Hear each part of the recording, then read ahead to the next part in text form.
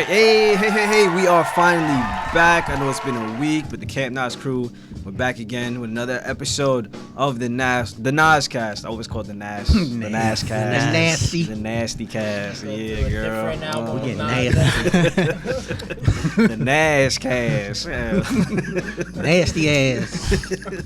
Yeah, but back on today's episode here at A Shared Universe Podcast Studio. Joining us, Jay Holland. What's up? Murdoch. Yo. Greg, comedian Gregory Hall. What is good, people? And I'm your boy Leeroy Green. How's everyone been, man? We took a week off. Now we're back at it. What's been on everyone's what y'all been up to? Anything cool, exciting happen? I mean, by the time this airs, my response might be a little different. Oh, we might not even be alive by the time this episode. We might be in Canada by the time this episode. So I already started freebasing maple syrup just to prepare myself. All right, is there anything we want to say on this episode? Like, you know, we kind of like.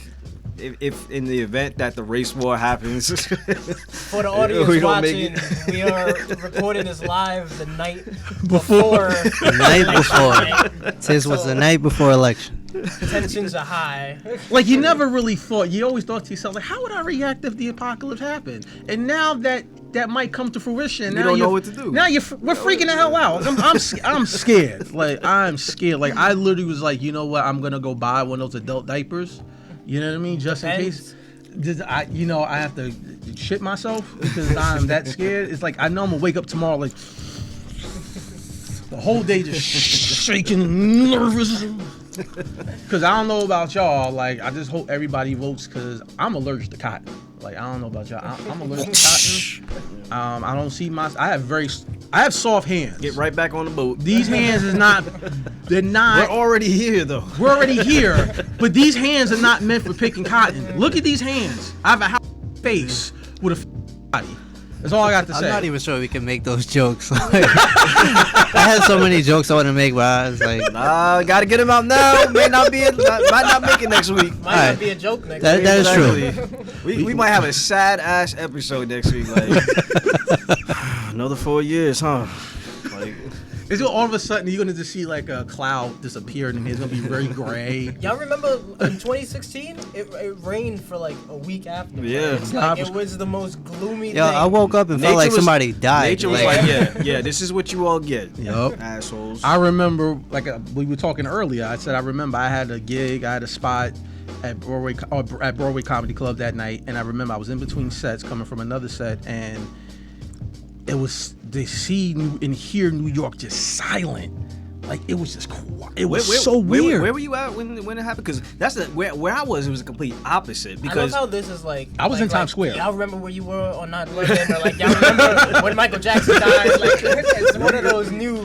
You remember where you were on the results of the 2016 election? Yeah, I was in Times Square. I was walking, kind of like when I remember. You know how I remember? Because that night also almost got recruited by Scientologists because I walked by the Scientology building. You should have went with them.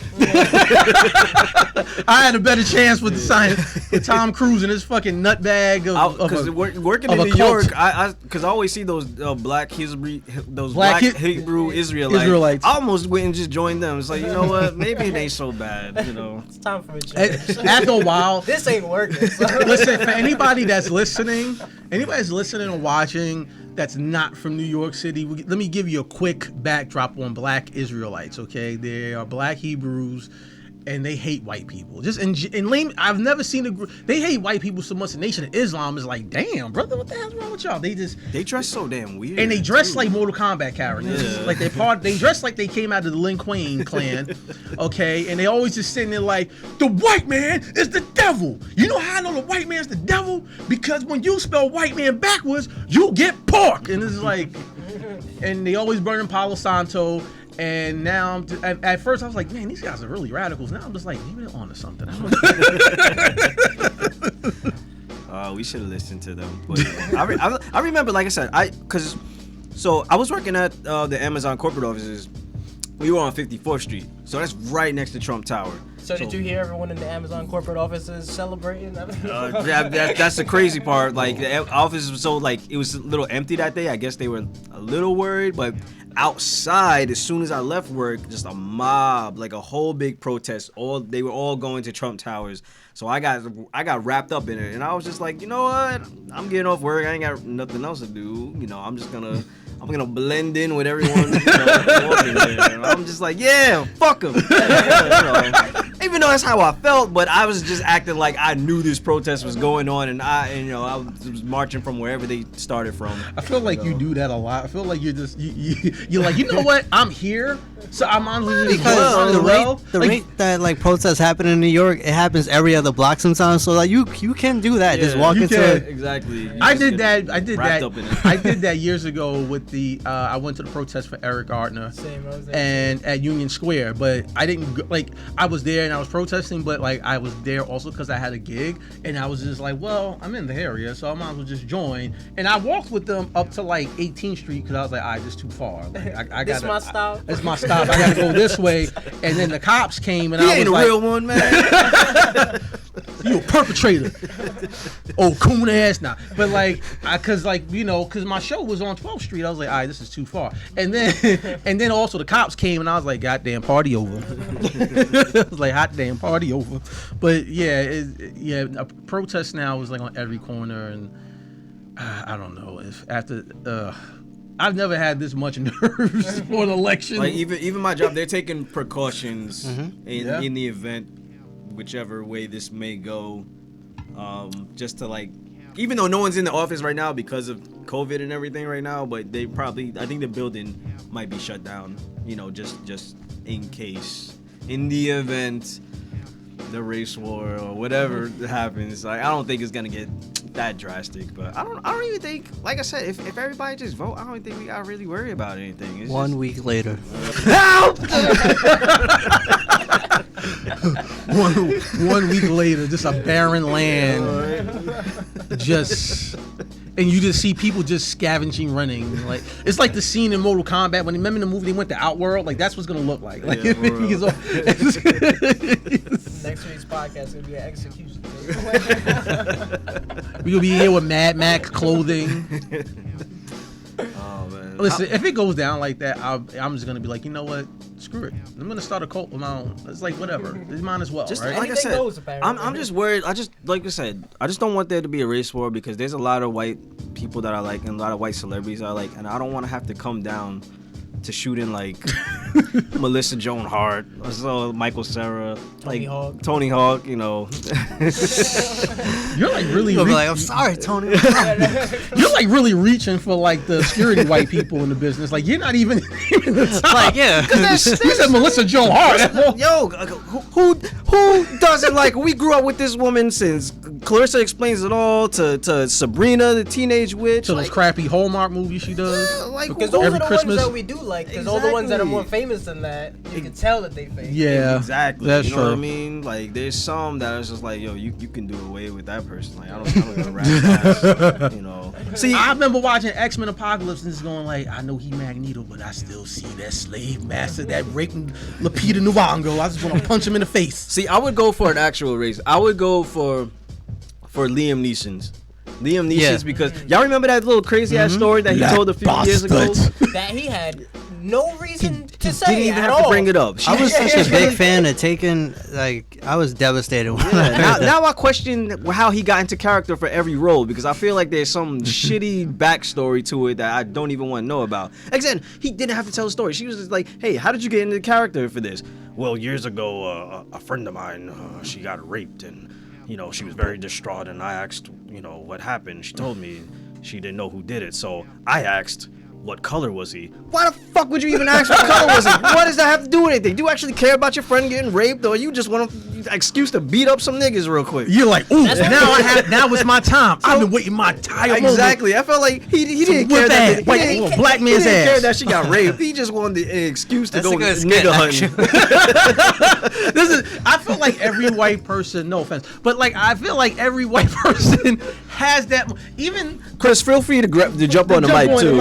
Because seriously, because here's the thing, I do feel like, tell me if I'm wrong, I feel like every white person, not you particularly, because you're a nice guy and you're helping us out, but maybe your parents or your aunties or uncles, they have this moment where they're just like, I'm not racist, but if I could have a moment just to smack a black person, or just call them the N-word, or just it's like they have it and they just like. I think Liam Neeson, he wasn't those type. He was a racist asshole. He was looking for an excuse, like I said, go nigga hunting, if you ask me. Because, like I said, that's basically what he said he was doing. Yeah, he was like, going into the neighborhoods waiting for one black bastard. Yeah. Did you say he was black? Yeah. Yes. He said yes. Finally. So you just going around the neighborhood looking for anybody black, not the person who did it, who happened to be black, but just anybody black. Okay, you just wanted an excuse. Like, you don't really care. Imagine being the interviewer and like asking a question, and all of a sudden, like 5 minutes later, he's just going on this tangent with rage in his eyes, and it's like, I'd have been like this. So back to the movie. If I was the interview, I'd have been like this. Oh, okay. Somebody's gonna be on. Imagine the camera guy's black recording. I know he probably. I'm gonna edit this thing so. He's looking at him. I'm black. What's up? But that's just like I would go after Liam Neeson. Listen, if the race war happens, first of all, I just want to say this. This goes out to all you Dominicans out there. If the race war happens, this is your final chance. This is your last chance to admit that you black. I don't want to hear, I know black. You black as hell. Okay? You black as hell. Knock it off. Okay? Because the race war happen. You on your own. Okay? I'm just gonna be like this. You not black? You're not black? You not black, Chico? You're not black? Now go over there with your size 29 jeans and extra medium shirt. Us Latinos gotta stick together with y'all. Like, we in this shit together. Man, I'm Puerto Rican. This is the time. This election, all of us, like whether you're black, Latino, white, the LGBTQ community, like I said, if all these groups actually vote, I don't think this motherfucker stands a chance at this election. Now, I said that 4 years ago, but also a lot of these groups did not vote 4 years ago. That's the problem. Trump appeals to that demographic that will get their asses out there and vote. A lot of us chose not to because we were like, yeah, both choices suck, but we all underestimated his group and demographic. Like, yeah, he don't stand a chance. Like, and I did too. I was one of those people. I see what a mistake I made. So let's just all get out there and do not write Kanye West on your goddamn ballot, and just make the better decision, please. That's all. We got too cocky last time. Yeah, for real. Well, here's the thing. Back in 2016, I said this. I said I was one of the few people that was like, nah, he might win. Because I said when they had the primaries, if Bernie didn't get the nomination, we were screwed. I was like, Hillary ain't got the.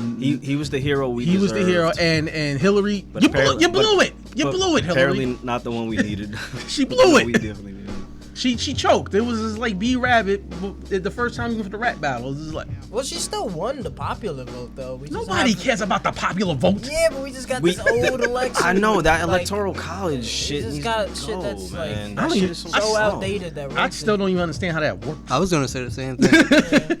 It's outdated, and you got to get a certain amount of points from every state, as opposed to every state has a certain amount of points, and if that state wins, then that person gets those points. Whoever is the first to a certain amount of points. It's like a video game where you got to read the manual and it's too confusing, and you just go for it. You just find out as you're playing, and then you're like, oh, okay, so this is why. Like, you went and bought the strategy guide and wasted your money. And then you lose for 1 year, and you're like, oh. And then 2 years go by, and you're like, damn. Any day now, maybe things will get, third year, fuck, man.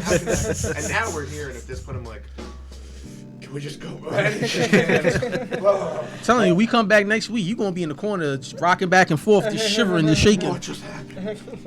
I've been here since last week. Or we might have all drinks in the air, celebrating, party streamers, and confetti going around. We going to find out. We going to find out. We going to find out. It's going to be very... We got to prepare for 2 different episodes. We should have, 2 different alternate, openings. Exactly. One sad as fuck, hey, man, it's another episode, and it's another 4 years, and I'm just really fucking disappointed in you, America. You'll have a cardboard cutout of me in that one. Greg, what do you think? He's holding up okay.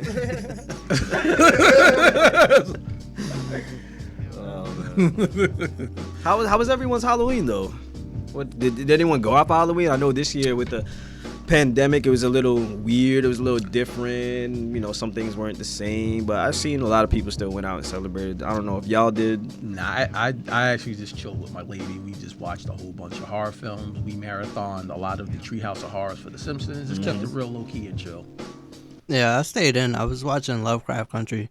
So I actually finished season 1. Oh, so now we can talk. Yep. Yeah. Not too much on the air. I know. I ain't even start episode 1, man. Not our problem. That show has been out. Yeah, that's what I decided. I just finished the whole season. I was also chilling with my lady, and I got her to watch the first Scream for the first time. Nice. So How'd she like it? She liked it. She enjoyed it. That's what's up. Because I was like, she likes mysteries. I'm like, see, this one's a mystery. Yeah, babe. that's the perfect though. It's a whodunit horror movie right there. Like, yeah. So, did you catch, like, when you watched it with your lady? Did you catch all the little things that Leeroy mentioned? oh yeah. You caught it? I mean, I caught those things, and just like it's like one of those movies where every time you watch it, you just catch something new every there's time. so many Yeah. little seeds planted in there, you know. But I feel like as an artist myself, like I feel like that was a good thing. I mean, when we did the episode podcast, you pointed that out because I recently had watched this. I don't know how it came out. It was like a 4-hour documentary on Rob Zombie making his version of Halloween, and it was like you just be amazed how like the attention to detail. And I thought that was like cool when you brought up a Scream and like I didn't even know all that stuff, and then I went back. I was like, wow. Oh. Exactly. Going back, it's so obvious like who it is, kind of like. Because, I mean, spoiler warning, this movie is like 20-something years old, but, like, Stu's the only one without an alibi for, like, the entire movie. And then, like, there's a scene in the party where, like, his girlfriend gets killed in the garage door, and then he's like, oh, does anybody want another drink? And he goes to get people's drinks, and then he comes back. But I'm just like, wait, but she's in the garage where the drinks are, and he comes back, and he would have seen the body of the girl, and just, like, a lot of little things like that. But here's the thing about that, because that's very true, because he was the only one that didn't have an alibi. But I will say, I think what threw people off, because even threw me off, was that you didn't really think Stu was a part of it because Scream was so meta and that it was essentially like a horror parody of itself that you would think Stu was gonna die because Stu was playing that kind of like crazy best friend, over the top best friend, and they always get axed in the horror films. So you still would think like he's gonna wind up dying. Like as soon as you see him, you're like, oh yeah, he's definitely a goner. And then when you find out that it was 2 of them, you were like, oh, okay, like that's actually pretty cool. Because up to that point, it was never really 2 killers. It was always 1. Yeah, just 1. That's cool. You showed your girl. You know. I mean, I went out for Halloween. I went out both nights. I went out the 30th and the 31st. Probably shouldn't have, but I mean, I don't have a cough, so I'm okay. So I hope, you know. Okay, Mr. Asymptomatic, MC Asymptomatic. Come back next week, and now we have 2 cards. No, but yeah, I mean, I just kept I just met one of my friends at, you know, a bar, so, you know, it was cool, you know, everyone, but it wasn't like overly crowded. They were still, you know, only at a certain capacity. I wore my Fresh Prince outfit. Dope. You know, I saw it was a very dope outfit. Yeah, that was a really good costume. You know, I bought it, so I was like, man, I have to wear this. I was like, I can't sit home and I got to do something with this. Like, Yeah, you know that I mean? Costume and the Digital Underground costume was tough. Can you please tell the story about that Digital Underground costume?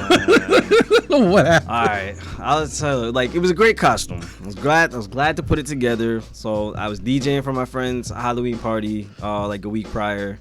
Everything was good.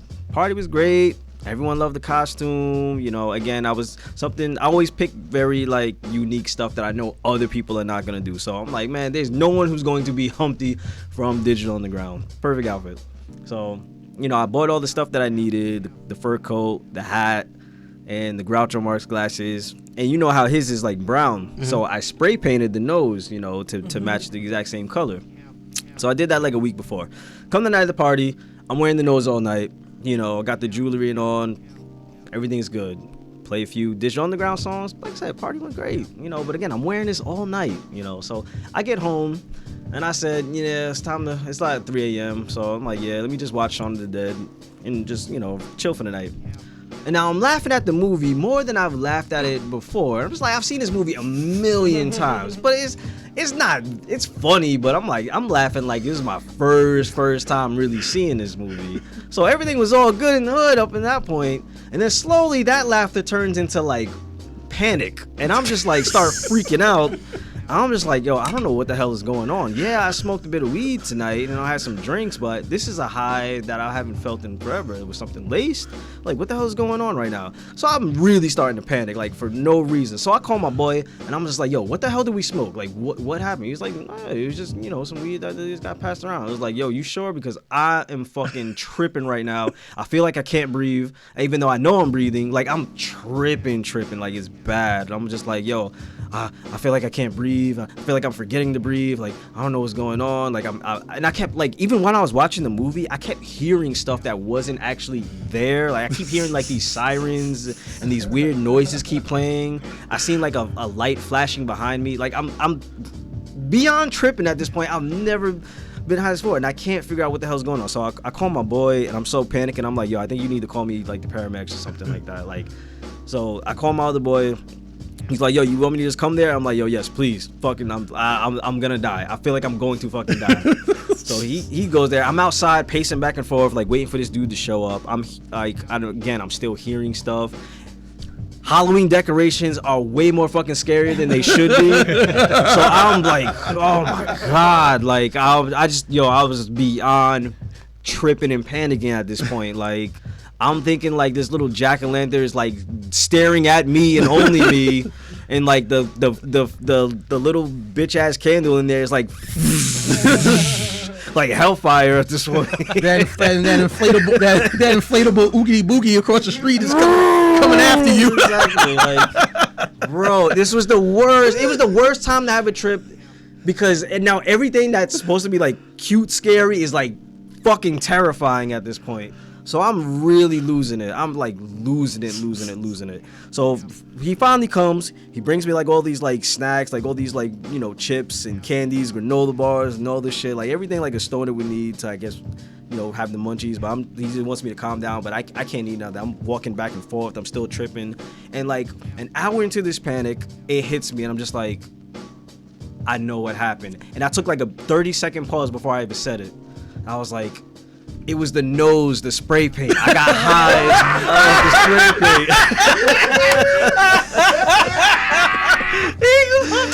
Yeah, I was huffing paint all night, and I had no idea. I was huffing paint the entire night. I was like,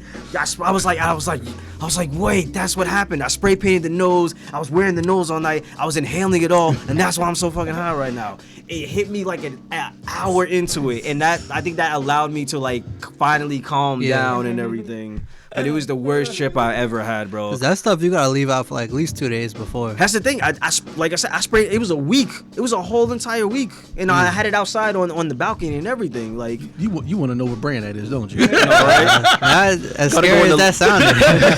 He's like, Oh man, there's so many sprays. I don't even know which brand. Oh, it's not good shit. This can't be it. Give me another It's not strong enough, man. I don't feel it, man. I'm not hearing stuff. man, I only take the good shit. Just cheap shit. Only huff the best of the best paint.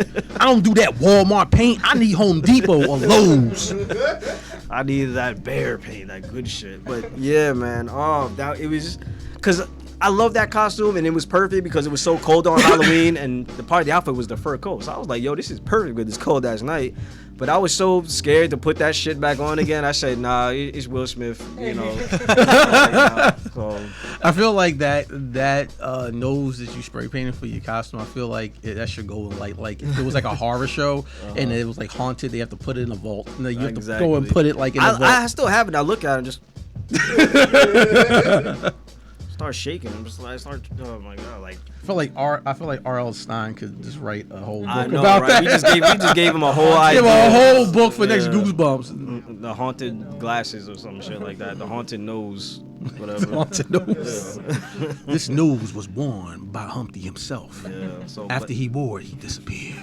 No one knows what happened to him. And when I mean disappeared, he was never on the charts again. Like I said, everything was good up that night. I was just trying to be in character the whole time. I even had the little cigar. I went to the little liquor store and I just asked for a cigar. Just did everything to have this look.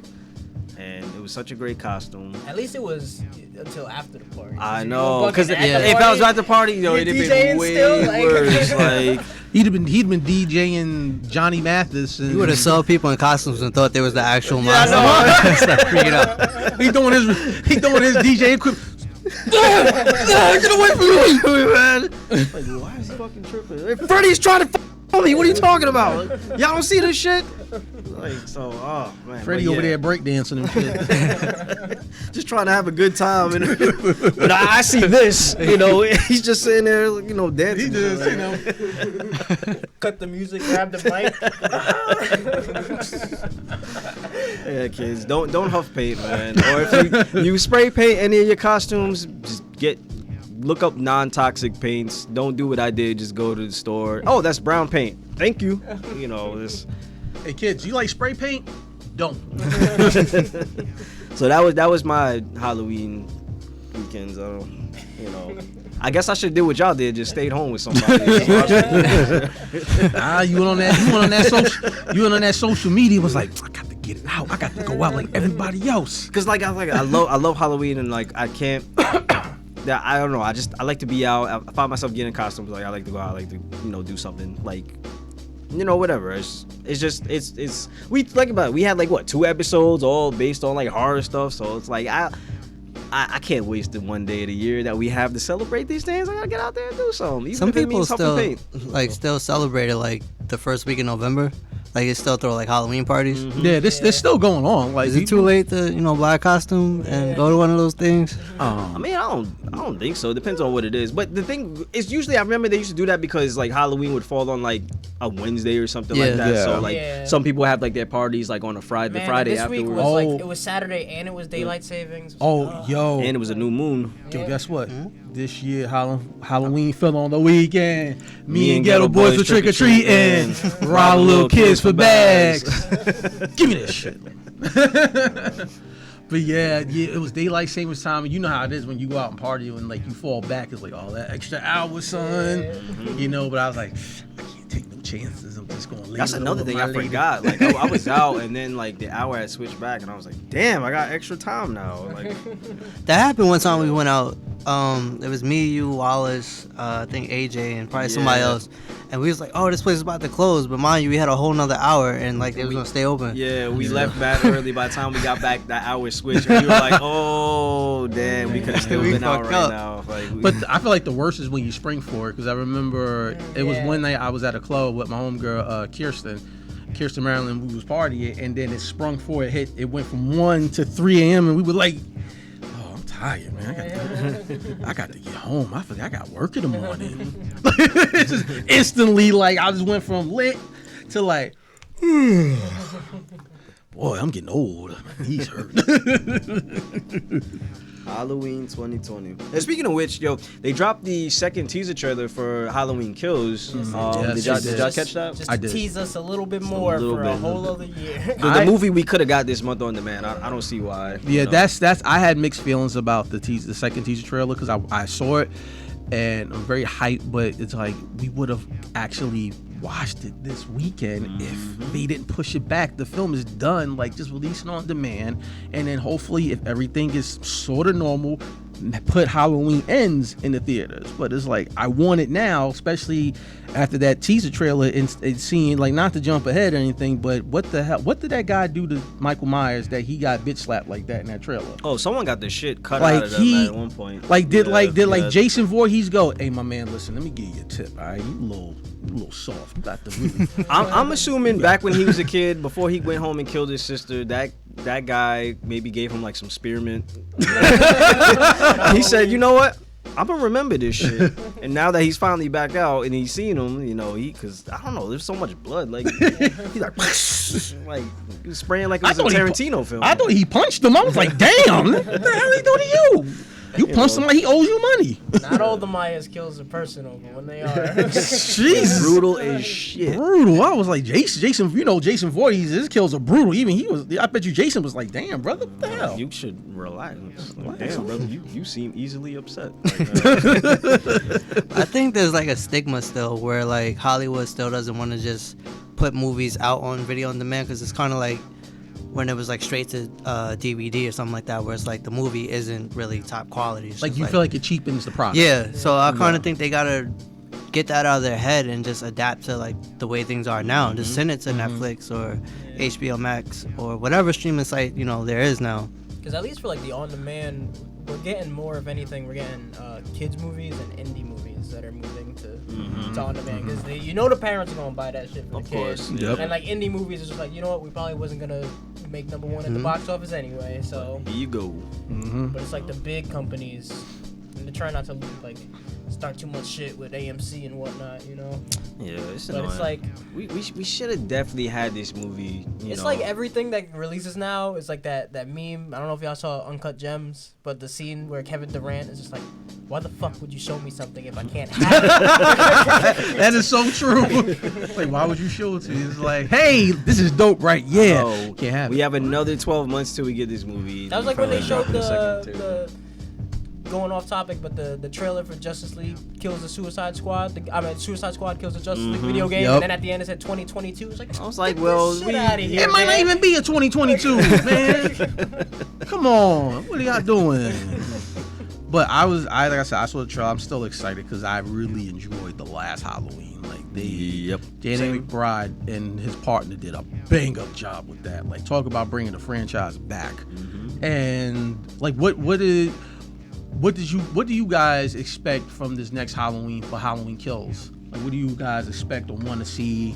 I'm assuming like the way from what we know from the way the story's playing out, it's pretty much a 3-part story. It seems like that's what they've been saying. They've been trying to do like at least 3 movies for this new one. So like this one continues on the same night as the Halloween 2018, as you can see. So this is the longest damn night on Halloween Like, ever. hey, nigga, it's after midnight. It's November 1st. So I'm guessing everything that we seen in the first movie wrapped up about 8 p.m. Nah, but that makes it more realistic because it's more hours in a night than just 2 hours. Well, the original Halloween was like that. Halloween 2 took place the same night. Okay. The same So, night yeah. when Lori was in the hospital. Yeah, and it seems like because you see a scene where she's in a hospital.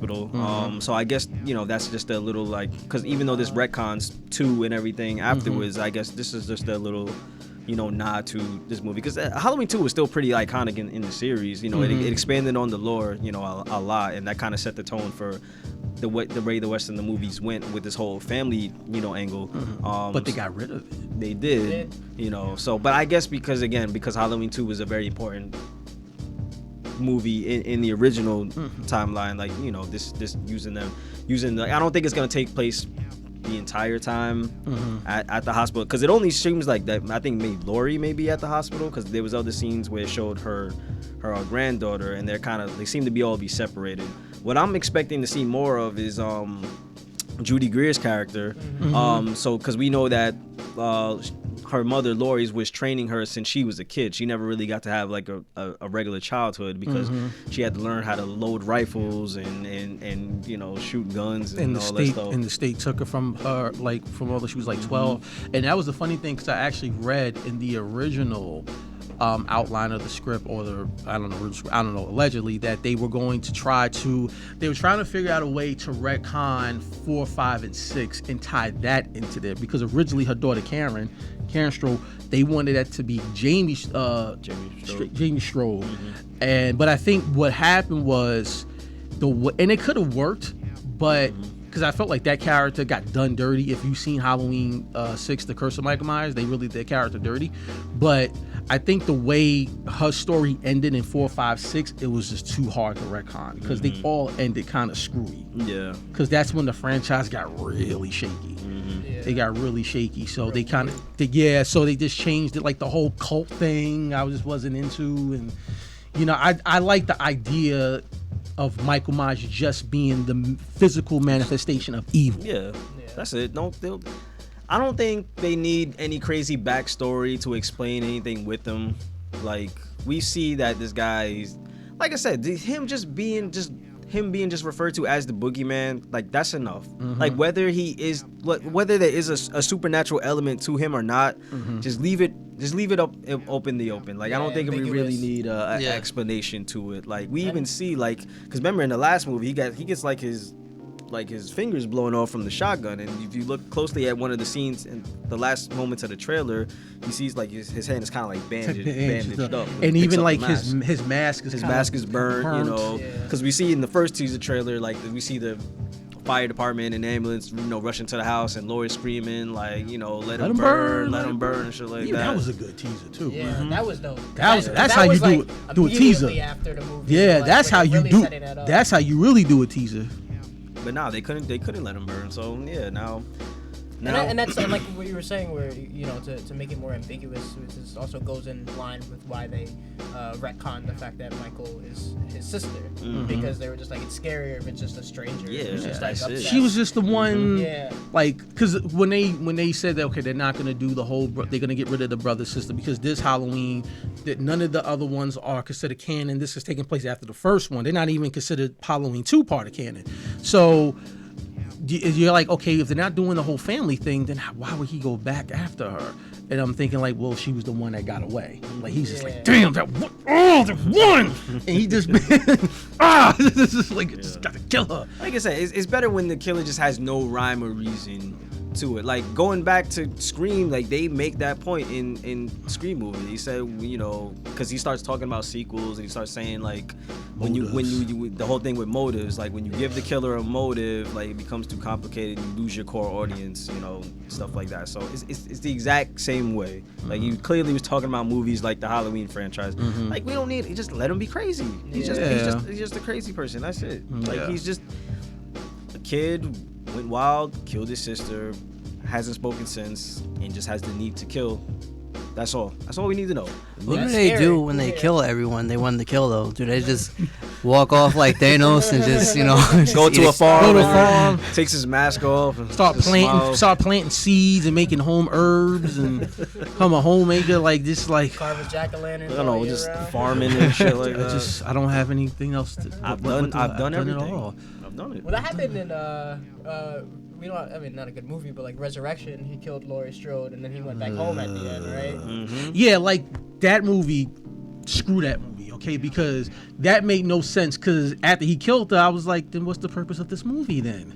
Yeah, I was like, what was the purpose? Like, there's like, okay, guess what? It should have been credits.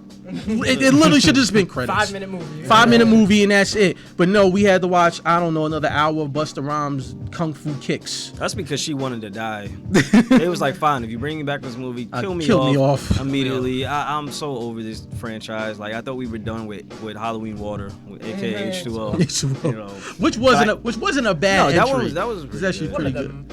Better one. But Resurrection was not necessary. Yeah, it was just a cash grab, and I just keep saying trick or treat, motherfucker. Like, oh, it was just I bet you Busta Rhymes wanted to ad-lib that. Like he just wanted to say, can I also say Brooklyn nigga? Like no, we probably didn't even ask. He just started making up. Took it upon himself. Yo, Brooklyn son. Like what? Y'all casted me for a reason.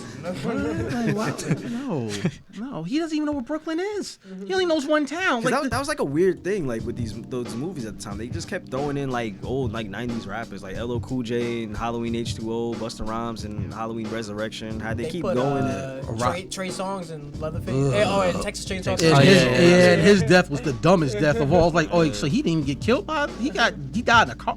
Okay, we probably would have had Ja Rule in the next Nightmare on Elm Street. Rod Digger and 13 Ghosts. Which is a good movie. It was a good movie. Good movie. It was a good movie. Yeah, I don't know. It's like weird. Like Coolio was in Leprechaun. Who? Coolio was in Leprechaun. Yes, he was. And Sticky Fingers and Ice-T. Redman and Cedar Chucky. Method Man and Venom. Like, jeez. He was in Venom? No, not that Venom. It was a horror film called. I was gonna say too. Wait. No. He was in Luke Cage though. He was in Luke Cage. But no, there's a horror movie. It was like an indie horror film, but it was actually a good horror film. It's actually really good. It flew way under the radar. It was called Venom. And Method Man was in there. And matter of fact, spoiler alert, he was the first one to get killed. He was the dumb cop that got killed. But it was about this. I'm trying to remember, but it was about like this guy. He was like this big auto mechanic, and he got possessed by symbiote. By symbiote. He's like, we are Venom, and he becomes like this unstoppable like zombie like revenant killer, and and it's set in like Louisiana in the body. Megan Good's in there. She plays like this voodoo priest, and like it's set in the backwoods. It's actually a really good film. But it's called Venom. But Method Man was in Venom, and Method Man did another film called The Mortician. I heard about that one. I never watched it. But it's like, but going back to the rappers in horror films, it's like Ice Cube was in Anaconda. Yeah, I forgot about that. Yeah, he was. I feel like there's probably a few more. There's so many. There's a lot more. I'm trying to think. There's a lot of rappers that were in horror films. I feel like Shaq was in Kazam. No, that was Sinbad, man. Everybody knows that. So what is this? Like, people are saying Sinbad wasn't in it because Sinbad himself said he wasn't in a Shazam movie. No, so what happened? There's this whole thing called like the Mandela Effect, and for some weird reason on the internet, a lot of people remember a rapping genie movie from the 90s, but it was starring Sinbad. Now there was a rapping genie movie in the 90s, but it was called Kazam, and it was starring Shaquille O'Neal. But a lot of people swear that they remember this movie called Shazam starring Sinbad. So it's a weird, and like this Mandela Effect, like this happens with a lot of things, like the Bernstein Bears. That was the big one where everyone remembers it being spelled with an E, but if you look at it, it's spelled with an A. Yeah. But they did change the spelling of a lot of things. Like even Febreze, they changed the name of how they spell Febreze now. The same thing for Star Wars with Darth Vader. He doesn't say, "Luke, I'm your father." He says, I am your father." Mm-hmm. But everybody assumes that he's I'm your father. No, I'm your father. Yeah. I'm pretty sure he said Luke, I'm your See, that's the Mandela. But But it's joking. here's the thing. The Kazam Shazam one was always the weirdest one to me. Everything else, I'm like, because I think there's another one. This one is just like it's straight up a whole new movie being created. Yeah, like it's not like a misspelling or like a interpretation. This like, a whole this is different a whole... actor and everything, like and the Shazam Kazam. I'm like, nah, this one's like weird. the fan posters that people have made of this Shazam movie with Sinbad look pretty convincing. It's probably because he was like dressed like Shazam in one of his movies. I think that's probably why it's like I remember like Sinbad was hot at this time, like in '95, so he was like in a lot of movies during this time. But him as a genie, like the closest thing he even remotely even looked like a genie is when he was Ishbu's father on all that. Like, I'm like, maybe are they confusing it with like that? Maybe I'm thinking he even did a sketch recently making fun about that, making fun of Cause that's how popular this thing became. Like even he got involved. But there's a couple of them. Like there's another one. Like for example, like Mr. Monopoly. Like does he wear a monocle or not? Like you know. And I said, my friend asked me. I was like, yeah, he definitely does. And it was like, he doesn't. I was like, really? I could have swore. I always swore he wore a monocle too. But I think it comes from maybe the Planter's Peanut because he has the top hat and monocle. So I think like wait a minute. I'm pretty sure I saw Mr. Monopoly Man. I said the same thing. I said the same thing. And that's, I was like, no, he definitely wears one. But nope, he never ever wore one. Glitzes in the Matrix, bro. You know what? I feel somebody is rewriting history. I feel like somebody's gonna watch this and go, I have an idea for a horror film. The Mandela Effect. Just when you thought something was something, it wasn't that something. Mandela Effect. I'm trying to think. Another one was the color of Pikachu's tail, like the tip. Like you know the color of it? It's brown. That's what I said too. It's actually just yellow. No, whoa. Somebody is rewriting history. No, it's brown. I saw it. It was brown. I know. I said the same thing. And I was like, we grew up with Pokemon for years. It's like definitely fucking brown. Next thing you know, you gonna tell me I'm white, and I'm like, no, I'm black. And I'm gonna look down. I'm just white. Hey, yo, Murdoch, I hate to tell you, man, you ain't Puerto Rican, bro. You Dominican. Well, yeah, the tip of his tail is just yellow. I'm looking this up right now. The tip of his ears are somebody is editing the timeline like a Wikipedia page right now. I'm telling you. Hold on, I'm pulling up Pikachu right now on my phone. Like, look at it. Oh, damn, you're right. It's just yellow. It's brown. It's just brown. yellow. I seen brown. I said the same thing. There's a lot of pictures, but only the tip of his ears are brown. I think we just assume that we just in our 2020 has been a hell of a year. Yeah, but you won't find a single picture with him. Type in okay, right there. There's brown. Yes, right at the bottom. At the bottom. Remember, I said the tip of his tail. Oh yeah, that is the tip. That's the bottom. Yeah. Well, if you just do it like this, damn. Yeah. What about in the game? You sure his tail's not brown in the game? That one Pokemon card, I could have swore the artwork was... You look at Pokemon Yeah, Stadium. the Pokemon card. His tail had to be brown. I seen a brown tail. It never existed. That's crazy. No. I refuse to believe this. I'm telling you. I'm trying to think. Was there on any your phone other... the rest of the episode. I know, right? I swear to Damn, God. he's right. Even in the card, he got a yellow tail. Yeah. Damn. Like, never, ever once was he ever depicted with the tip of his tail being brown. Damn. So where did that come from? I said the same thing because when I think of Pikachu in my head, I picture that. I picture the same thing. Like the tip of his tail is like brown or black. I know the tip of his ears are a different color. Yeah, but I think maybe again like those lines kind of just cross each other. So you kind of when you think of the animation of them, you assume The lines tip. in our brains Okay, here's a good. cross each Exactly. other, Here's a good one. It's Jif. Like, you know, the peanut butter is Jif, not Jiffy. And I always thought it was Jiffy. I could have. Jiffy? It's not Jiffy. You know Jif, peanut butter? Everybody always thought it was Jiffy, but it's Jif. Of the peanut butter. Yeah, yeah. Oh, I thought you were going into the whole like GIF debate. Yeah, that's what I thought at first. Whoa. That's a whole other thing. It's definitely GIF, not no damn GIF. I don't care what the creator. It's the same thing with Uno. It's just like, what you mean I can't stack a draw? Now you playing Uno hood creators rules. don't even know the rules. That's hood rules. Thank y'all for making the game, but we'll take it from here.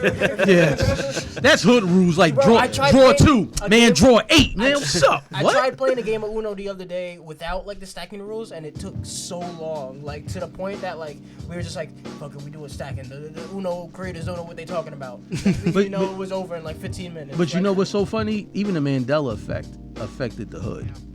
Because for the longest, I've always thought it was Lowry's seasoning salt. It's Lowry seasoned salt, not seasoning. So I was like, wow. Look at your face. Even you look surprised. Your blackness is I'm surprised. convinced someone's altering the I know. timeline. I'm just going with that. I'm sitting there looking at it. Listen, I'm still getting like my mind blown. Oh, like, you on the same one I'm on? yeah, like I said, like Looney Tunes. Like apparently, it's actually spelled. The tunes is Tunes, and now and I always if someone asked me to spell Looney Tunes, I would have put it Toons. Like I would not put tunes like music. Right. Here's the Monopoly man and his monocle. He doesn't have a monocle. Yeah.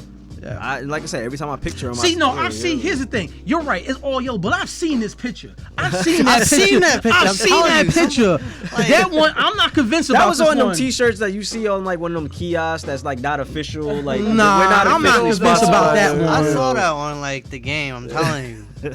I don't know, man. Go find my Game Boy Advance and play it. Well, here's a good one. There is no hyphen in Kit Kat. I'm looking at it I too. believe that one. You know, Yeah. Cheese It or Cheese Its. I always call them Cheese Its. I call them Which is Cheez-Its. it? Which is it actually? We swear there used to be an extra Z at the end.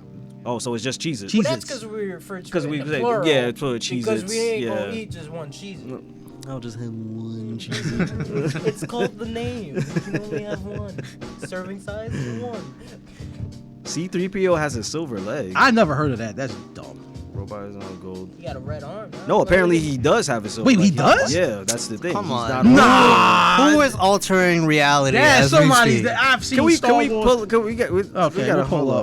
up. We gotta look at it. What's actual quick. episode? All This of is them? apparently like this is just how he's always been. Like it's everything in the media that depicts it wrong that he's solid gold. Apparently, I'm seeing solid gold. I've seen a couple with the silver leg, but I'm mostly seeing gold. I'm seeing a lot of silver legs. That's all gold right there. Shit's all fucking me up, man. Yeah. I can't. I don't even know. Man, listen, if somebody listen, I'm done. Y'all thought The election Flintstone had me has fucked two up? T's. Right. Wait. So the Flintstones has one T or two T's? I think it has. Did it have two and then they changed it? Oh to no, one? two T's because That's Flint. two- It was Flintstones. Who was Flintstone. getting that wrong? Somebody who's illiterate. Oh, I guess another one was the line from Forrest Gump. Life is like a box of chocolates. So what does he actually say? He says life was like a box of chocolates. Oh. Minor They're mistake. stretching on that one. Minor mistake. I've heard that The one. Luke, I am your father. I've that heard one, the yeah. the Snow White one, the mirror, mirror on the wall. Mhm. She doesn't say it like that. Magic mirror on the Magic wall. mirror, yeah. Oh. Mirror, mirror on the wall sounds better. That's us rewriting it. Oh my god, you know, you sound like one of those damn. Hey man, listen, Obama caused. You sounding real hotepish right now. Nah, man, Jay. it's the Pikachu, man. That tail was brown. Hey. Bam, bam, bam. And in other announcements, some good music news. No pun intended. good music. Oh, okay. I was like, I don't get the part. Yeah, I didn't get it at first. Get this guy out of here. You know, Big but old hook gonna come pull you away. but wow, the man himself, Scott Mescudi, aka Kid Cudi, Cutter, has announced that he is doing a third part to his Man on the Moon series of albums with Man on the Moon 3, which 10 years later. Man, I'm so hyped. It's 10 years, 10 but years in the making. sometimes that break is what's needed.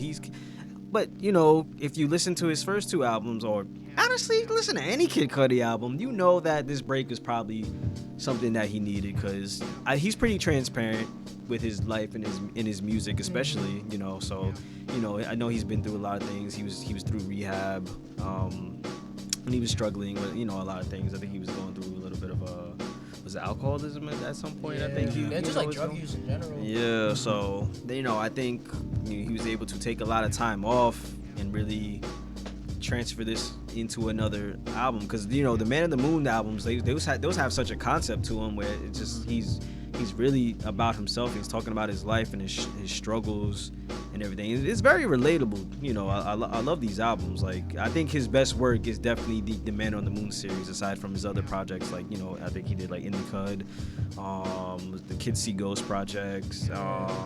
He has some other albums like the Silver Speeding Bullet to Heaven, I think it was called. You know, we won't. He had his down points. Yeah, but the Man on the Moon albums are his strong points. So that's what gets me so hyped with this announcement. And those were like albums that, like, when you think about in hip hop, like that were served as catalysts to like changes, like 808s and Heartbreaks. And that album was completely inspired by Man on the Moon. Like, I don't think Kanye would even made that album. See, I wouldn't say inspired. I would say completely wrote by Kid Cudi. Wrote by that's the thing about when people talk about hip hop and that particular era of hip hop, because a lot of people want to give Kanye or Drake that credit of showing that much vulnerability in hip hop. I'm like, did you ever hear of Cudi? Yeah, Cudi did it first. He was doing it first before then. He was the one that started it. Man on the Moon came out before 808s? Yeah. Mm-hmm. Yeah. Like I said, I think that 808s album, I don't even think he would have really done that album in that capacity, in that sense, that style, that tone, if Man on the Moon wasn't a thing. What was that? And T-Pain. Yes, even Kanye said that he brought in T-Pain to the studio sessions because he was like, I want my album to sound like yours. Because Cudi has a more he has a voice to him. You know, I think maybe Kanye kind of wanted to capture that more melodic, rapping, singing kind of thing, but you know, easier. He's not much of a singer like that, but through auto-tune, you know, of course. Plus, auto-tune was very big at the time. Like, a lot of people were doing it. You know, T-Pain really ushered it in, and you got Lil Wayne and Snoop Dogg even trying their hands in auto-tune. So it was the wave at the time. But other than that, like I said, I'm just hyped. There was been no release date. We haven't really got a single. The last Cudi like song that we got, we had like two singles, but there was no like rollout for an album to them, really. Like, we had The Adventures of Moon Man and Slim, the track he did with Eminem. Fantastic track. I love that song. So I don't know. Scots, right? And then the Scots with Travis Scott. Both are really good songs. So I don't know if those songs are gonna be on here. I can see them. Well, him and Travis Scott are supposed to do a whole album together. Thing. Like, their name is the Scots. The together. Scots, yeah. But I don't. There's like a little snippet of a track in the trailer for Man on the Moon 3, but that was like not a song that was released or anything. Okay. But this is like one of those things where I'm so hyped about it, and then like if it sucks, I'm just gonna like damn, man, it's been such a wait. You know. But you know what? At least he's releasing it. You know, unlike some other, you know, rappers or producers we know. I'm looking at you, Dr. Dre. You released Compton a couple years ago, but we still waiting on that Detox album. Got a whole legal battle going on with his ex-wife right now. We ain't seeing that no time soon. We never gonna see that. Actually, it is out. You have to just go find it. Like, you literally have to go. That should be the next Indiana Jones film, The Search of Detox. Because Man on the Moon 1 was 2009. I want to say 2009. Maybe. Because 10 was Man on the Moon 2. I don't know, cause I was still in high school. I was still in high school. I would have known if I had that soundtrack in high school. Cause in 08, I remember. Man on the Moon 2 came out my first year in college, and that was late 2010. Okay, I want to say it was like 2009. I remember being like after a year. Like the Jim Carrey movie. Oh god damn it. 2009. 2009. Okay. It was? Okay. 2009. Damn, you did Yeah. them back to back. September 15th. Mhm. And when was 2? 2, I want to say was 2012 maybe. No, that was 2010. I think he did 2010? back to back. Probably. Yeah, 2010. 2010. Okay. Yeah. Yeah. Recorded 2000. Okay, so he basically recorded these albums around the same time. You know, it seems like that, and they both have that feel and tone to them. My favorite being out of the two was the second Man in the Moon. I grew to appreciate that album more as I got older, because when I first heard it, I was in such a I preferred like rapping, and he's not rapping as much on that one, and so I was just like, oh, I'm not really crazy about this one. And then not until like a couple of years ago when I was like, let me revisit this, and I was like, oh shit, this album's great. Like, you know, like he's not rapping on it that much, but like everything he's doing, feel like, him on this album. Yeah, that's what I mean. It was a lot of emotion to this. He really painted this picture of everything he was really dealing with in his head, you know, for this. That I think he was a bit better able to capture on this one than the first one. In the first one, you do get that, but there's some songs that don't really fit the tone and feel of the album, like Make Her Say. Like that song is so out of place on there. It's a good great single, song, but like but it's better for like if they did like a good music like compilation, you know. That probably was the label that made that on there. That was definitely a label decision, because like I said, it's so out of place when you hear that. Man on the Moon 2 didn't really have much of that at all. Like, you know, it was kind of just very straightforward, and you know, where I know the first one was kind of like broken up into different sections. I can't remember if the second one was really like that. It is too technically, but there's no like interludes by Common or anything. Like if you look at the track listing, there's like different sections, but like it's so loose that it doesn't really affect it. And and for me, like, and I admit, it took me a couple of years to go back and listen to those albums and appreciate Kid Cudi, because you know, I was when that shift happened in hip hop, I was resistant. I was one of them like, nah, I'm just street, man. This is the street, man. Yeah, we was all about the street. We was switching from 3XL shirts to size medium and small. I was holding on. You was still. I was like, nah, this ain't the wave. And no I had more, to, man. well, you know what? I let go. Once Drake hit the scene, I let go. I was just like, I gotta let go. Goodbye. But what album was Pursuit of Happiness on? That was the first one. That was the first one. Okay. Yeah. Yep. I let go. I was like, well, I'll take those skinny jeans. I'll take that extra medium shirt. I'll take that. Thank you very much. Appreciate it. Like you got the roll with the times. But yeah, like he was one of those artists that definitely ushered in the new resonance with, you know, hip hop. The artists that we have, like, you know, nowadays. You really, I don't want to say too much nowadays. The TikTok generation is kind of putting their hands in a lot of things, and I hate it. They don't count Gen Z. Relax. Don't say that around him. Gen Z is the worst, man. No, You know listen. We are creators. We are a whole network of creators. TikTok is for creators. TikTok is for asshole kids. Like it's so much to TikTok. You know you old as dirt on TikTok, right? That's fine. It's plenty of people that's our age on TikTok. Like it's just Will Smith is on TikTok. It is. I don't know, man. I'm trying. you're on TikTok. I know, but hold on. I'm on TikTok, but my TikTok page sucks. Cause like back when, I gotta help you know how to use the sounds. Back when Man on the Moon 1 came out, biggest thing on social media, like MySpace was starting to die around the time Man on the Moon came around. I remember Facebook was like blowing up, like, and YouTube was starting to like really be at like its peak. So they like it was just the overall shift with a lot of things going on. Like when That's this a album came generational out. shift. That's how it happens. The music changes. The creation changes. Well, I think this is how my opinion on it is that I believe Cudi ushered in that new era, because I said he started before Kanye and Drake and all that, being vulnerable and emotional music. But the shift happened with Kanye, with my favorite Kanye album, Graduation Day. When he see Mandela Effect. Graduation, because wait, you told me it wasn't called Graduation Day? I mean Graduation Effect. That's not Mandela Effect. It's weed. Shut up. But that album, like, because he went up against 50 Cent with Curtis. And that whole album, Kanye switched his sound. Like he went from that that soul sound to like using more like synthesizers and things. It was a stadium rap. He made music to like pack and that's what he wanted to do. He wanted anthems, stadium rap. And like if you look at both those albums, right? It's funny. It was like, okay, you had 50 had put out 2 records before I Get Money that flopped, okay? And then he had I Get Money, AO Technology. Kanye had Stronger, Can't Tell Me Nothing, Flashing Lights, which is my favorite Kanye song of all time.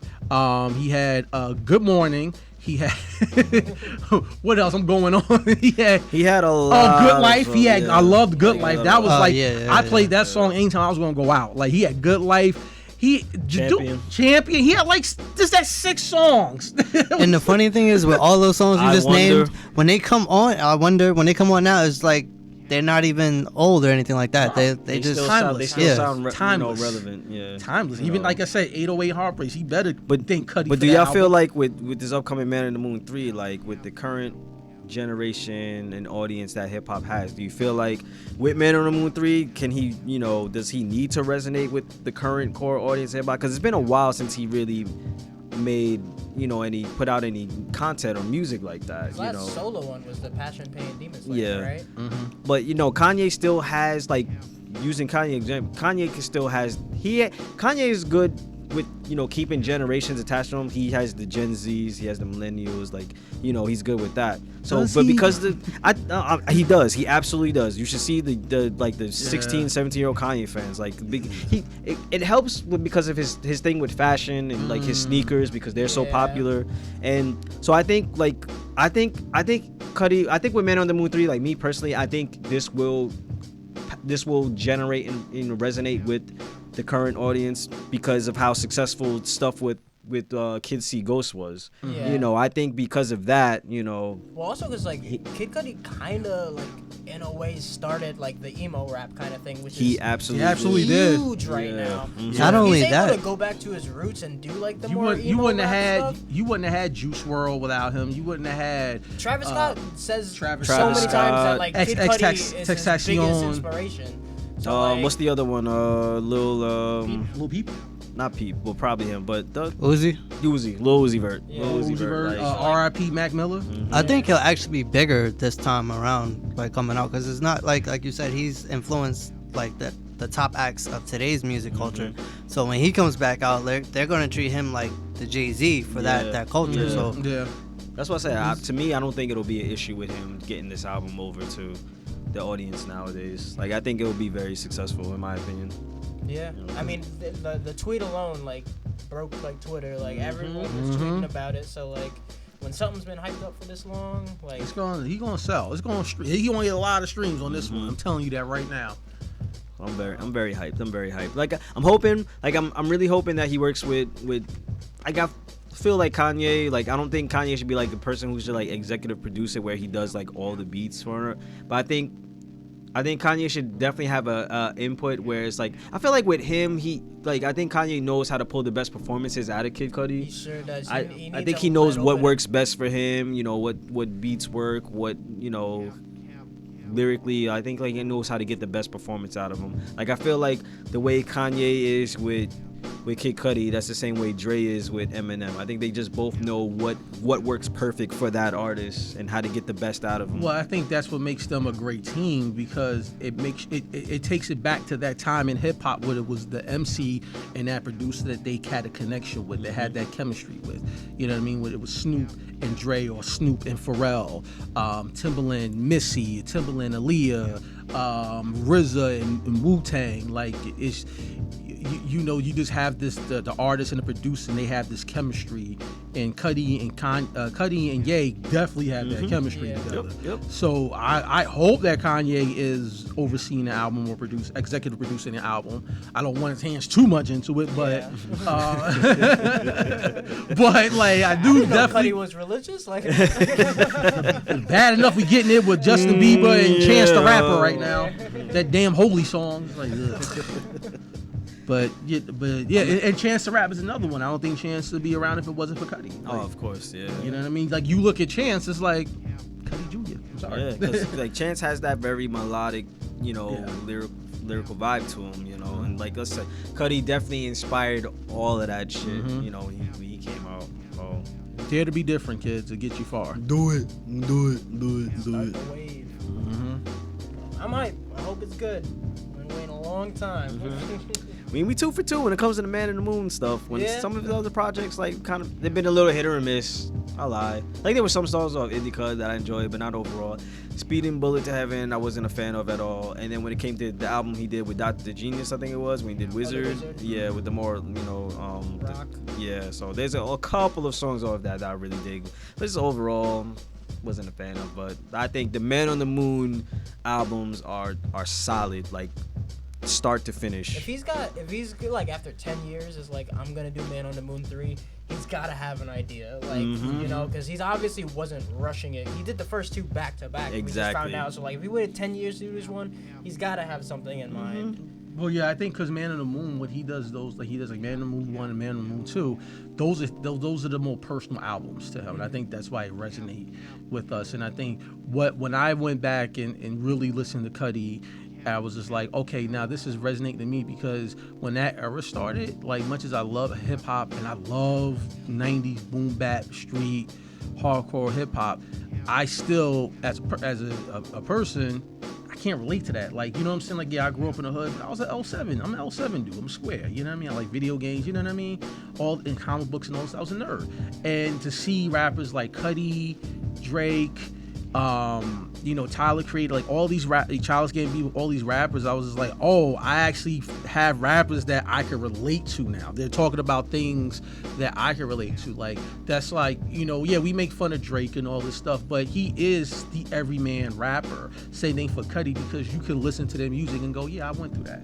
I can't relate to selling drugs and busting guns. Yeah, I could say the same thing, because like I've been like the biggest 50 Cent fan, but like the thing that attracted me to Kendrick was like they're telling the same story. It's just Kendrick's telling the story of the kid that's not actually in the lifestyle, that just lives in that neighborhood, and that's why like I liked his album. Yeah, good kid, first, city. Yeah, it was that story. It's like I'm not, like you said, I'm not selling drugs, but I like the story because I can see it. Yeah. But I'm not in that story. I'm just the kid going to school, seeing it. So yeah, that's why I resonate with Kendrick so much. I feel the same. I feel that way. I like Kendrick too, but I feel that way about J. Cole. Like, I'm a Yeah, J. Cole Cole guy. too. You know, with Cole. Nice guy. And Said nice guy. Met him. Oh, okay, dope. For a I know what you split said. I was like, wait, what? Oh, no. Sweetheart. He's sweet. He's a sweetie pie. But yeah, it's like you listen to music. It's like, yeah, I went through that. Like, I've gone through heartbreak. I've gone through this. I've gone through that. Like, I've battled mental illness. Like, oh, I can relate to these topics that they're talking. And it's like, yeah, it's like, okay, I'm going to talk about the story that hasn't been told. It's like the movie, I don't know if you guys seen it, came out 2015, Dope. Oh yeah. And I love that movie because I was like, finally a hood movie that speaks to me, because I was that kid. You know what I mean? I was like that kid who was like walking home in grammar school like, okay, I don't think I go down this block. I got to take the long way home. Okay.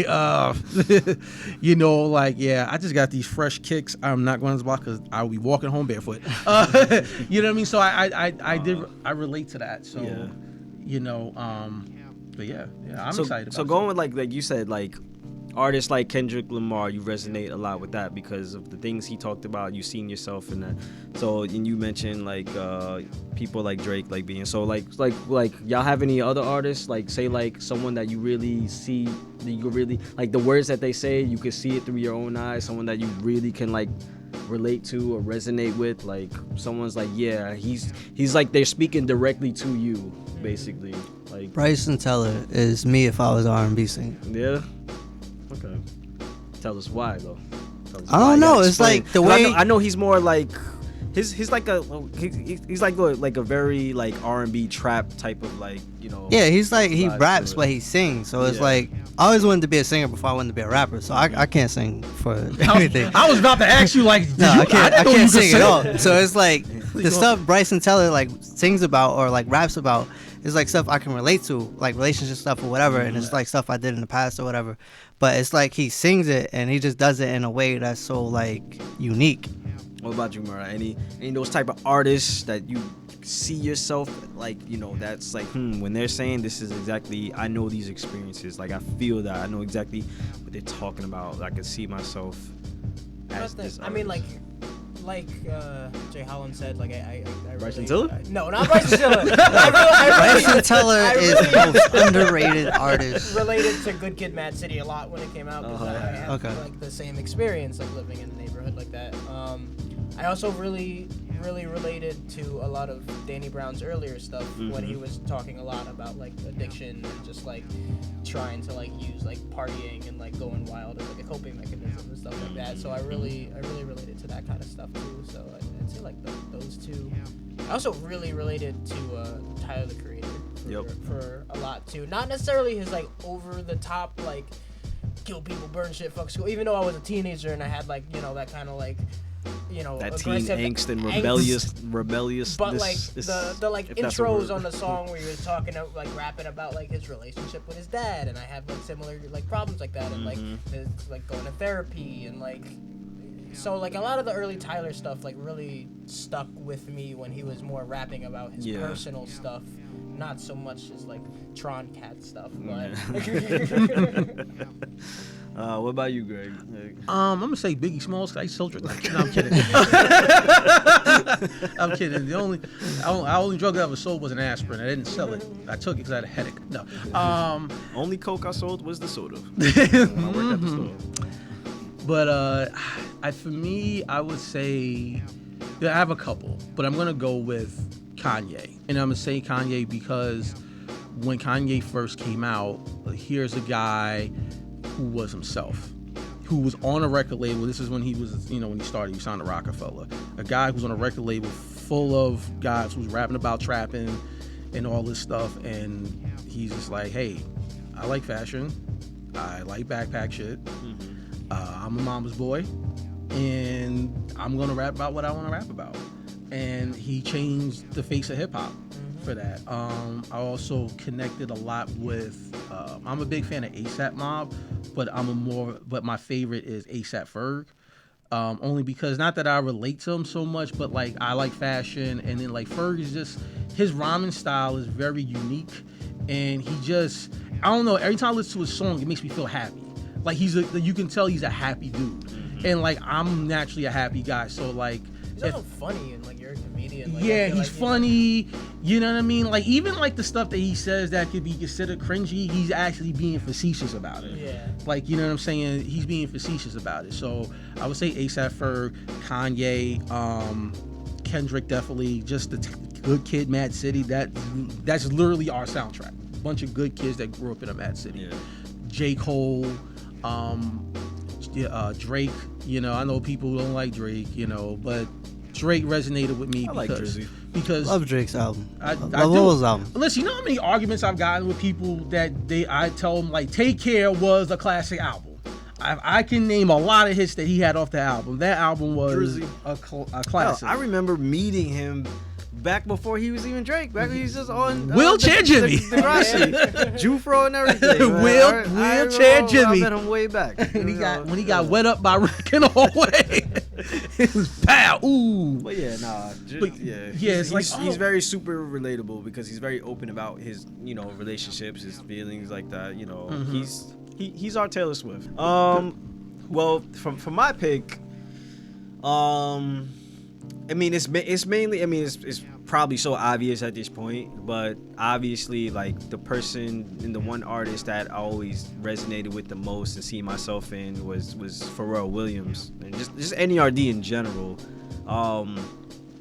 Like, and that's mainly because he was so like they were so like out of the box with everything they did, especially when the time they came out. You know, they were dressing completely different, you know, than what was the flashy thing to do in music and in hip hop at the time.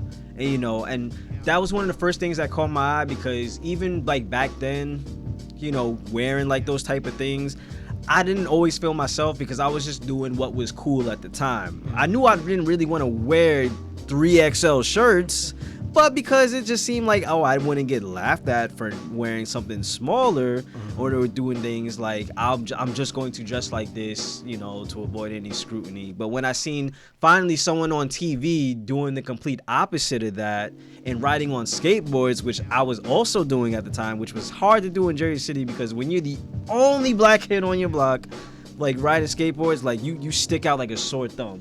So like I'm watching videos of them skateboarding and thrashing and using like wearing Spitfire and all this stuff. I was like, yo, finally I'm on TV at this moment. Like they weren't wearing fitteds, they were wearing trucker hats and everything like that. I was like, I seen myself, and to this day, like a lot of those things. Like especially like even just musically, like they didn't make music that sounded like everyone else's stuff, and that's even how I make music today. I don't do what everyone else is doing. I do what sounds good to me. You know what I mean? I don't try to replicate with the hottest beats that everyone's doing or the hottest trends. I literally just do it off feeling. If it sounds good to me, that's how I do it. I took a lot of those cues from them, just like really just going outside of the box. So it's not that I'm copying, I'm just taking inspiration. You know what I mean? I not do a lot of things that like pay like homage to them. Like I still wear like his clothing, like obviously, even stuff down to G-Shock watches. Pharrell made that a thing, and people don't realize a lot of the trends that he set just by being himself. Like cargo shorts and camel shorts, that came from him. That is the reason why those became such a big popular thing. You know what I mean? Like he really changed the game just by being so outside the box and different. I think me as a person, it helped me as an artist, and I think a lot of people should kind of just look at that as like a blueprint to just don't be afraid to be who you are and present that to the world, because now you see that there's a lot of people just like you who are into those things, but they might not have someone to really anchor that ship or just get the boat moving for them, like until they actually see somebody doing that. So that's the artist that I resonated with the most, that I seen myself in. I was like, if I was literally making music, this is what I would be doing right now. This is exactly what I'd be talking about. This is the style that I would be making. These are the clothes that I would be wearing. So you saw yourself. That's all it was. Yourself. I seen myself for like the first time out of like everyone, and I was like, that's me. You know what I mean? Aww. So, hey, aww. Nah, but like before we even got here, like one thing I was thinking about earlier was the fact of, like it's people we grew up with or whatever that are interested in the exact same things we're doing now, like the podcast or even music or stuff like that or comedy. But it's like they won't actually take the steps to do it, and it's like they're living through us. So it's like that's something that we don't really think about. But like they're watching us and watching our stories or whatever because they want to do the stuff that we're doing, and we actually have the heart to actually do it or the courage to do it, and map it out and have strategies and how we're going to do it, and just realizing that there are people that resonate with you, like you said about Pharrell. Like you resonated with Pharrell, and I think there's people that might resonate with us right now, and we're kind of setting the tone for them. Like, hey, it's okay, you can be yourself. Like our podcast that we do now is like it's so different. And it's so true to ourselves, where like it's a lot of podcasts popping up now from like the same cities or whatever that they kind of feel like they have to just stick to topics that's like the hot trending topics or whatever gimmicks that's current. But like what we're doing is just so original and so true to us. Like even the setting of where we are just so unique to what we're trying to do. I think that's very important because it's like you said, you want to make music that you want to make, because it's the same thing with you and you people want to hear your story, your original story, and I think that's very important. Yeah, 100% agree. Other than that, on that note, just to close out some things, what are we watching? I'll figure this out. What are we watching? So I just finished Grand Army also. Grand Army. Y'all seen that? It's a show. It's on Netflix. It's like the modern version of Degrassi. Ooh. It's a great show. I think y'all love it. I know y'all like. Well, I say I love Degrassi. You love Degrassi. You'll love this. Like, okay. It's on Netflix. It just came out like last weekend. First season or so? Yeah. Okay. It's about like 9 or 10 episodes. What's it called again? Grand Army. Grand Army. Oh, is that on Netflix, right? Yep. Okay, I heard it. I haven't watched it. Okay, I'm gonna check that out. Army. Okay, nice. All right, I gotta add that to my queue. You already had me when you said it's like a modern Degrassi. Bam. I love the next generation growing up. Like shit. We used to watch that show religiously back in the day. Every Friday night we tune in. Murdoch, what are you watching? What's on, or what have you been binging? What new movies, shows, cartoons? Just finished watching season 2 of Umbrella Academy. Nice. Well, best show you ever seen, or the worst show you ever seen? There's the only 2 ratings you get. Okay, Professor Trump. That's it. 2 extremes. Best thing in the world, or the most piece of shit thing you've ever Season seen in 2 your is life? pretty good. Season 2. What is it? If those are the only Those two the only two, options, that's then it. I'll say best thing. All right, there it is. It's season 2 was 100% leaps and bounds better than season 1. Agreed. I enjoyed season 1, but I wasn't crazy about it. I was like, that was fine. Yeah. And then season 2 was like, just from the get, I was like, you guys know what you're doing now. Like you got it. And Nice. now I'm very. Like, Netflix, how come you haven't announced that there's a season 3 yet? Like, it's